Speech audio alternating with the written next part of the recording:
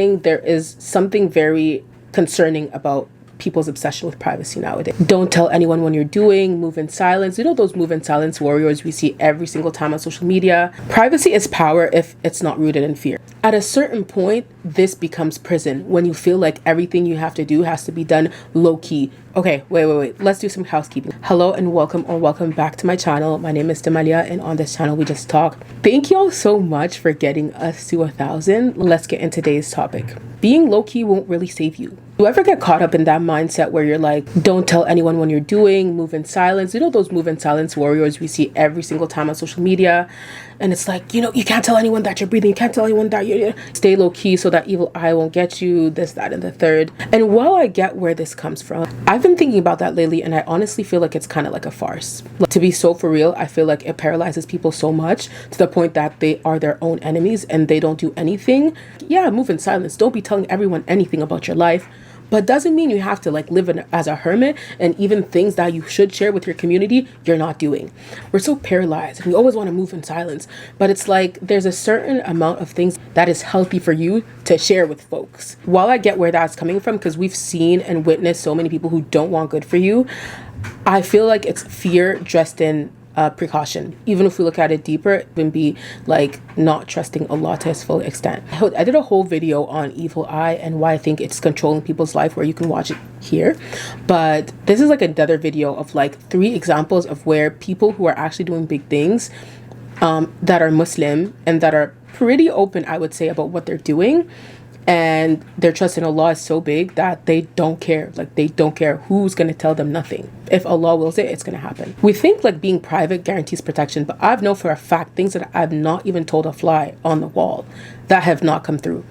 Things I've applied for in the private, like I didn't even tell my parents, my sisters. I haven't told no one. I've done in the like privateness of only me and Allah know that I've done that, and they still haven't pull through. Or sometimes this privateness like turns into isolation, and isolation can be a very good thing, but in this context I feel like it's a little bit more negative. Or worse, hiding what Allah wanted you to share with people. They say this thing, a knowledge is not power, applied knowledge is. You can know everything in the world, and maybe Allah put you on this earth to give this gift to people, or for you to be a source of motivation for people, but you are hiding this out of fear that someone's going to evil eye you, or someone's going to do this, that, and the third to you. You don't know who's going to listen to what you have to say, and it's going to change their life. It's going to make them a better person. But yeah, privacy is power if it's not rooted in fear. So yes, evil eye is real, and I'm never ever going to deny that. But the cure of it is not to shrink or to hide yourself or to be a hermit. It's to really arm yourself with with what Allah gave you. Like, arm yourself with du'as, like adhkar, like remembrance of Allah. Arm yourself with the names of Allah that are going to protect you or even elevate you into certain things that you're trying to keep. If you're a person who's wealthy, ask Allah, Ya Razaq, to give you more wealth. If you're someone who's healthy, ask Allah to give you more health. If you're someone who's sick, ask Allah to cure you. I'm not saying put all of your blessings on display, but I'm saying there is something very concerning about people's obsession with privacy nowadays. Like I said, I'm going to talk about 3 cases and let's see what they all have in common. First off, let's talk about my goat, Ibrahim Traoré. I've been hearing about this guy for a minute, but right now he's been popping off, and I think a lot of people are catching up to his status. If you're watching this, Noor, thank you so much for your chlorophyll. I've been so lazy to fill my chlorophyll up. Thank you. That was literally such a great gift. So if you want to see tawakkul final boss, let's talk about Ibrahim Traoré, the current president of Burkina Faso. This guy is literally sought after, not just like some randoms in his country or some ops he has from like high school. This guy is sought after from the major superpowers. And when I say the major superpowers, I say the major superpowers. Like the people who can actually orchestrate for you to disappear off the face of this earth and leave it without a trace. The people who can justify doing anything to you just because they have a certain name. Look, your girl wants to stay safe, so I'm not saying no names. I've heard how many attempts on his life there has been. Some people bribing his own security guards and telling them, I'll give you 5 million if you kill him with this. Like, his personnel even went to him and told him, hey, people told me to do this to you, but I'm just letting you know. Like, you have to be such a servant of Allah, of an ibadullah, to have these kind of ni'mah, these kind of blessings come to you. Like, Allah favored you so much and Allah wants your protection. Like, it's like literally the epitome of, if Allah doesn't want something to happen to you, it won't happen. I don't know how much it costs to be a security personnel for a president, but I know it's not $5 million.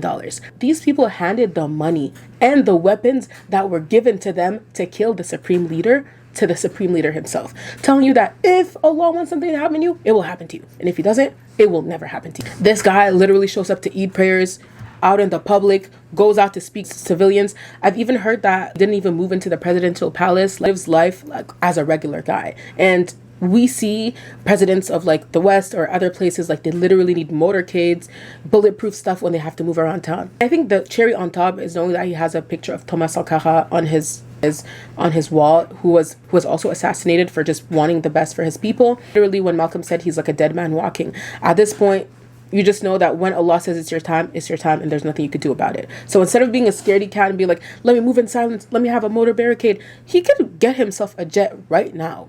And he could even build tunnels underground to, be safe. But he's like, if it's meant to be, it's meant to be. Now, I don't know this guy. This is just the narratives I've been hearing. I think it's a beautiful, beautiful example of tawakkul, to be like, if it's not meant to happen, it's not going to happen. And I'm chilling and Allah got me. I even heard that they planted I'm not going to say the word, but a thing that in his house during the World Cup. And it's only like hours before that intelligence were able to intercept that. He's still walking and he's still fine. So he has all the more reason to stay super low key.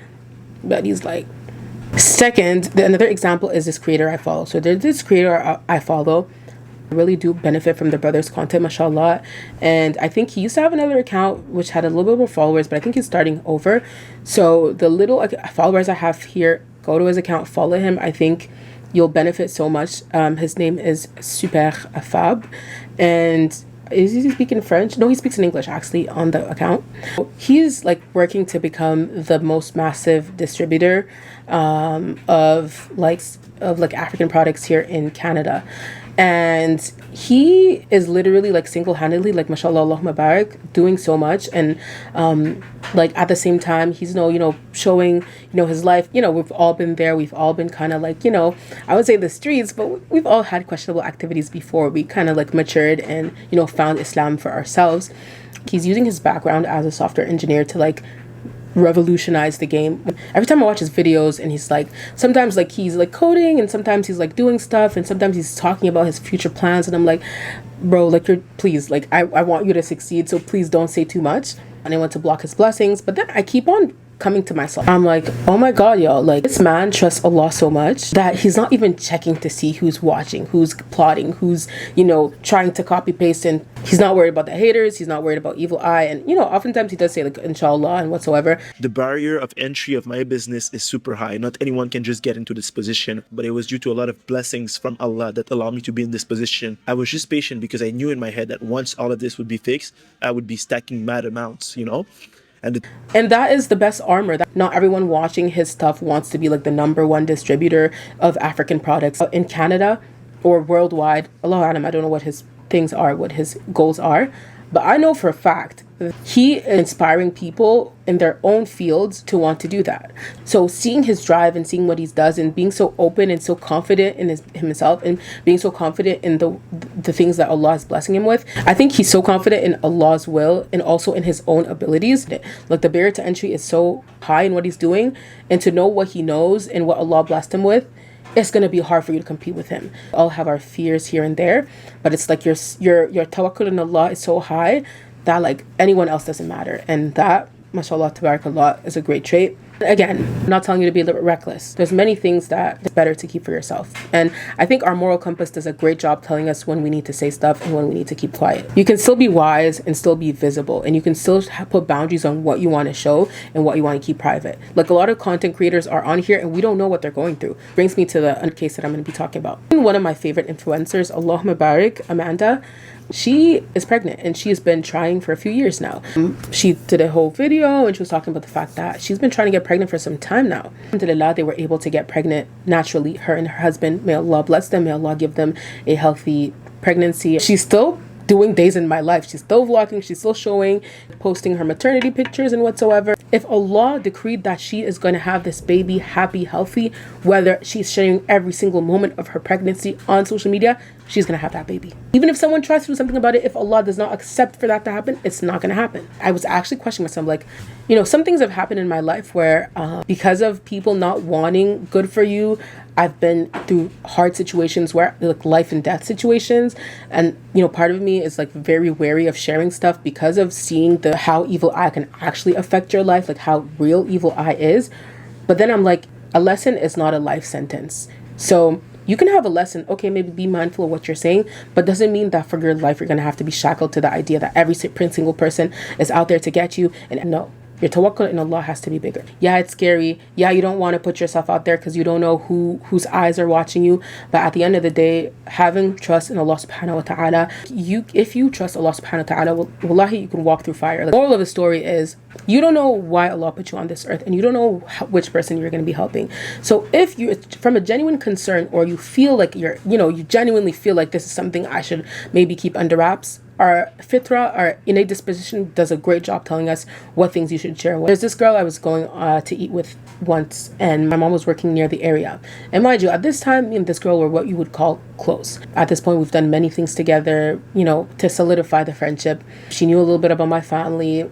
I would say not too much, but like enough, like as adult friendships go. Like, you don't need to know my parents' blood type. But usually what I do is, like, whenever I pass by my parents' work, I always go say hi. It's like, I know I'm gonna see you in 3 hours, but like, you don't know if they were going through something, and just seeing your face will brighten up their day. But something in my innate disposition, when I was with this person who was quote unquote my friend, a person who technically I should be safe enough to tell them the location of where my parents is working, something in my heart told me, alhamdulillah that I did listen to that intuition, because I'm very happy that they don't know wherever it works. Like I'm saying, don't share everything and anything out there, but try your best to be an aid to the ummah, try your best to be an aid to the community, and inshallah, Allah will protect you in doing so. A little request I would like to do is, one of the things I've been going through is, subhanallah, I actually lost my nephew. It's very surreal. It was actually on the day of my birthday, and he was literally my favorite little boy ever. I've never loved a boy more than him. Subhanallah, he was only 2 years old, and subhanallah, it was really like an unfortunate, this is like the first day I've been able to like function, and I was like, now I get it why YouTubers, like before I was like, I don't know why YouTubers, when they go through like something sad, they come and tell the world. Now I get it. It feels good to it feels good to get it off your chest. Dua is the first thing. Make dua for us before anything you do. Make dua for his parents, make dua for him, for his siblings, and then donate. You can share. Don't forget to subscribe. I hope that this content remains beneficial, and share this to a person you feel like has so much to share with the world, but all often like under the guise of privacy, or under the guise of I don't want evil eye, usually puts things behind and could be a blessing to the world. So that's all I had to say. So glad to be back. Take care.